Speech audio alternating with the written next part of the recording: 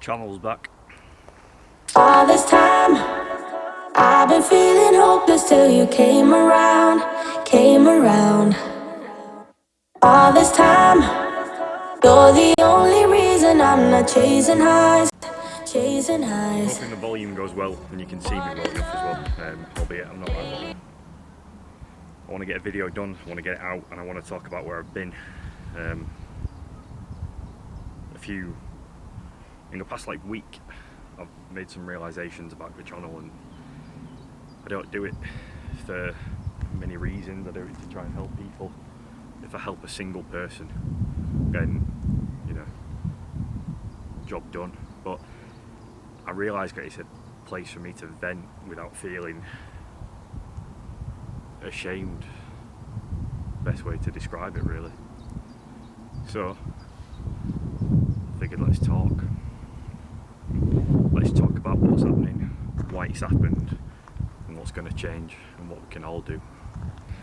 I took another break from what I describe as a passion, something that I enjoy doing, something I want to do, which is YouTube. And it's probably only in the last week that I've really thought about it and thought about what YouTube is to me and what I want it to be for me in the future. And above all, I'd like to be able to sit there and say I'll help people and make people feel better, but I don't have a magic wand, unfortunately. But I can guide you through processes that I'm going through, that it work for me, that don't work for me. I can tell you about them, and hopefully it'll help even just one person. But I also realise that it's a place for me to talk and vent a little bit and get things off my chest without feeling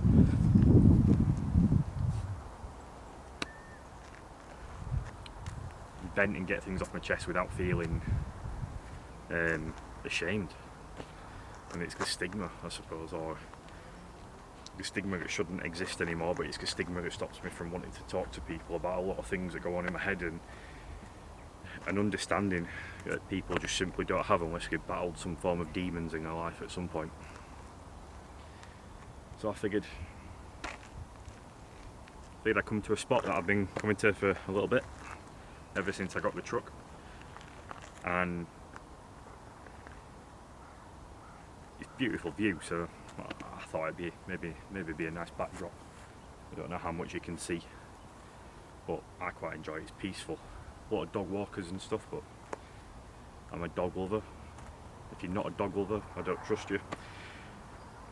But let's talk about me for a little bit. And I suppose the reasons behind me wanting to start a YouTube channel that involved talking about mental health and trying to help people that have suffered or are suffering and don't really know where to turn or what to do, and make people realise that, you know, there's help, there's places you can go, there's people you can speak to, professional or not, and you know, get you to be where you need to be again. Now, it's quite easy for me to talk because I say it's quite easy for me to talk. It's quite easy for me to talk to a camera because I am one of these people that don't want to talk to anybody about what goes on in my head a lot of the time. But a couple of years ago, I lost my mum. She died of cancer, and then last year I lost my granny, my dad's mum. And yeah, it's something that happens, isn't it? It's inevitable. Death is the one thing in life that is inevitable. It will happen at some point or not. But everybody deals with it different, and I dealt with it atrociously. When my mum died, I was working a night shift. About half an hour before I finished, so about 6:30 in the morning, I got a phone call from my dad to tell me that she'd passed. I took 4 days off, which was my allocated days off, before I went straight back to work. In hindsight, retrospect, terrible idea, but at the time it made sense to me to want to do it. It made sense to me to be there because I felt like that's what was going to help me. But I look at it now and I'm like, I couldn't have made a worse decision to do with me, to do with my head and my mental health. Because a weird cut is because I got something wrong. I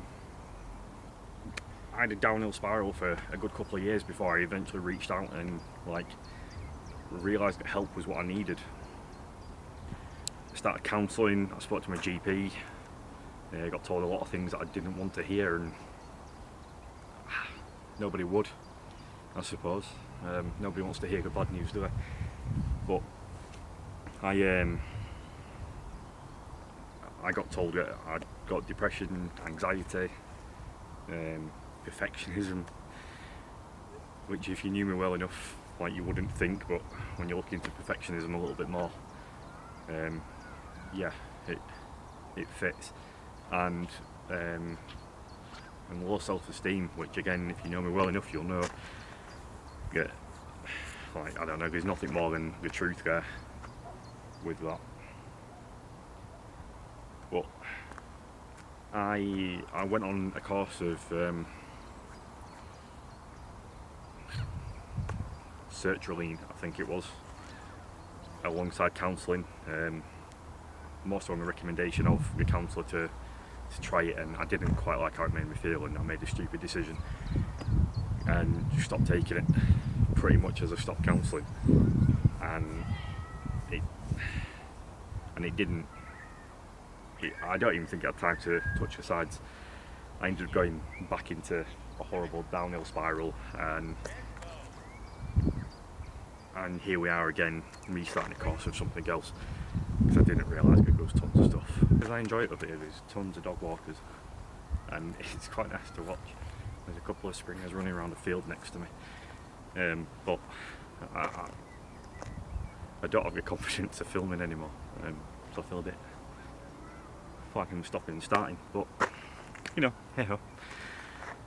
I never forgot where I was. Baffling.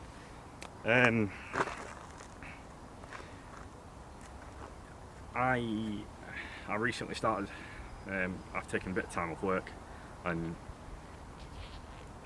I didn't want to at first, I really didn't want to, and then I started to realise that it's possibly the best thing for me, because I realised that what I was doing things that were necessary in life, but not looking after myself in doing so. And I was going to work, and yes, I absolutely love my job, and I wouldn't change it for the world for the most part, and the people I work with are great, but it wasn't giving me time to focus on me, and it wasn't giving me time to focus on my head. So time off, it's not great. It gives me a lot of time to contemplate a lot of things, a lot of time to think about what's going on in life and whatnot, but the other thing it's given me a chance to do is stuff that having depression almost wants you to stop doing. Going to the gym and looking after yourself, looking after your body. I started a new sport last year. I moved away from CrossFit and moved into Thai boxing or Muay Thai. And for the past from the start of the year up until a few weeks ago, I wasn't going as much as I'd like to or should have been. It's something I enjoy, thoroughly enjoy it, and I'm hoping to get some maybe some content at some point for the channel. But I wasn't going. I was just sitting at home and watching TV and shit food and not looking after myself, and because my head was getting in the way. I was too busy. I was letting tiredness win. If you've ever suffered from anything like anxiety or depression, your head is ridiculously busy. It's a million miles a minute. It's a million miles a second, constantly, from the minute you wake up to the minute you go to sleep. I can lay there in bed darkness for 4 or 5 hours some nights, and it's horrendous because my head is so packed full of stuff that it's so hard to explain that I don't know what I'm thinking about. Like, I have no clue half the time what I'm thinking about, and it is exhausting. But I thought through it. I've changed what I do. I used to go Thai boxing at like 6-7 p.m. at the end of the day. So for the past few weeks I've been doing it at anywhere between 7 and 10 in the morning, trying to get up, trying to get it done, and yeah, it kills me off. I'm knackered by the end of the day, but it's worth it. I enjoy it, and it makes me feel miles better.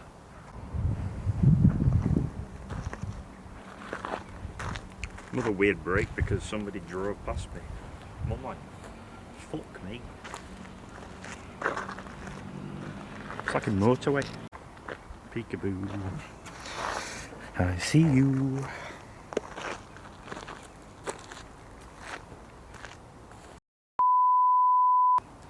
Take 37.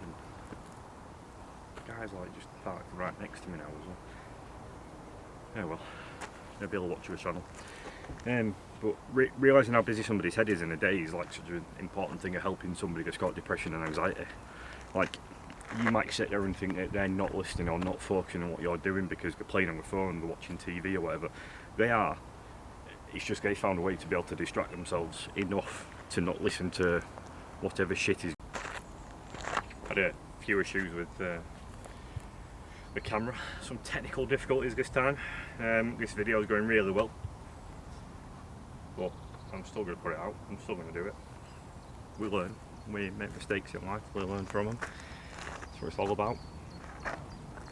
But I'm hopeful that people actually take account of what I'm saying, and I want to use this to make to make me more accountable than anything. I am going to work my arse off this year on both me, my job, YouTube as a bit of a thing on the side, and social media in general because I enjoy it and it interests me. Physically, myself, I don't know what my goals are for my body anymore. I know what they were, but Thai boxing's taken over quite a lot of my life, and I don't mean that in a bad way, I mean that in like a really good way. I thoroughly enjoy it, and body image in Thai boxing it just doesn't exist. It's a functionality thing. It's having a body that can do well Thai boxing and look after it and stuff. But I'll leave it on that for this video, and I'll spend the next week trying to figure out how to change these little files into a thing. But if you need it, reach out.